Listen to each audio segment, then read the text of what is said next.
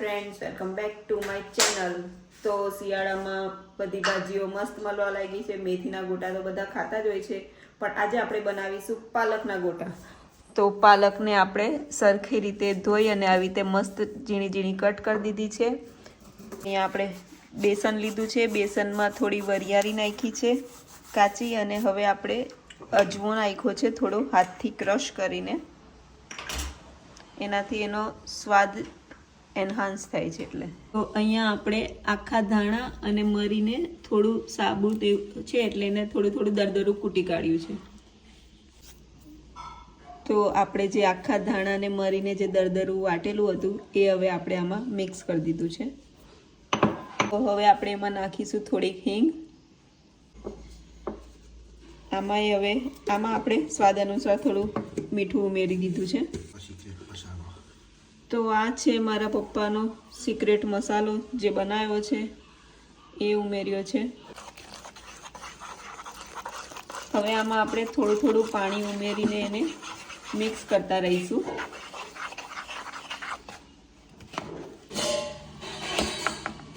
તો આમાં આપણે પાણી ઉમેરીને સરખી રીતે વિસ્કરની મદદથી આપણે મસ્ત મિક્સ કરી દઈશું।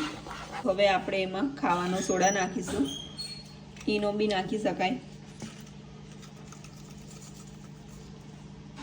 જો આટલો 1 ચમચી જેટલો ખાવાનો સોડા નાખ્યો છે। સોડા ઉમેરીને પણ આપણે એને સરખી રીતે ફેટી લઈશું। તો હવે આપણે એમાં 1 પરી જેટલું તેલ ઉમેરીશું। તેલ એટલે ઉમેરવાનું કે ભજીયા એનાથી જાળીદાર બને છે। તો તેલને પણ એમાં સરખી રીતે મિક્સ કરી દઈશું। હવે આપણે એમાં ઉમેરીશું લીલા મરચાંની કાતરી કરેલી, એને તમે વાટીને પણ નાખી શકો છો। આપણે એને પણ મિક્સ કરી દીધેલું છે। તો પાલકના ગોટા કરવા માટે આપણે જે ભાજી કાપીને રાખી હતી એ હવે બેટરમાં મિક્સ કરી દેવાની છે। તો હવે આપણે જે મેથીના ગોટા બનાવીએ એવી રીતે આ રીતે પાલકના કરી દેવાના છે। જો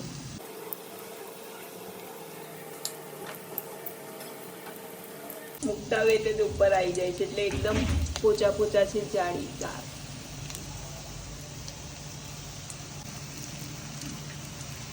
જો આમાં આ સ્ટેજ પર આપણે લો ફ્લેમ કરી દઈશું, કેમ કે હાઈ ફ્લેમમાં ખાલી ઉપરથી જે તરાઈ જશે, અંદર કાચા રહેશે, એના માટે આપણે લો ફ્લેમ પર જ એને થવા દેવાના છે। જો એ તરીને તેલની બહાર જ આવી ગયા છે ને, એકદમ મસ્ત છે ને, પોચા પોચા થવાના છે। તો આવી રીતે આપણે થોડું ઉલટ પલટ કરી દેવાના એને, અને ગોલ્ડન બ્રાઉન થવા આવ્યા છે એટલે એને પછી આપણે કાઢી લઈશું।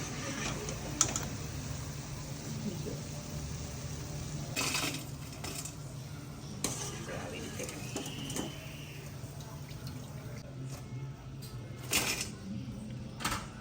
એકદમ મસ્ત ના। તો તૈયાર છે અહીંયા આપણા પાલકના ગોટા। જો એકદમ ફૂંક મારીને ઉડી જાય એવા પોચા પોચા જો છે ને, એકદમ જાળીદાર। બહુ ગરમ ગરમ છે, જો એકદમ જાળીદાર અને પોચા પોચા થયા છે।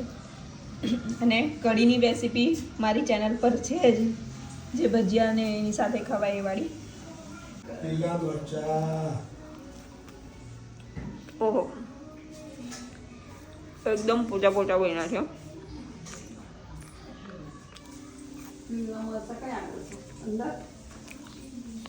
તો બધા મેથીના ગોટા તો ઘરે ખાતા જ રહેતા હોય છે, પણ પાલકના પણ તમે ઘરે ટ્રાય કરજો, એટલા જ મસ્ત અને સોફ્ટ બનશે, પોચા પોચા જાળીદાર, જે રીતે મેં બતાવી છે એ રીતે જ ટ્રાય કરજો એકવાર ઘરેથી।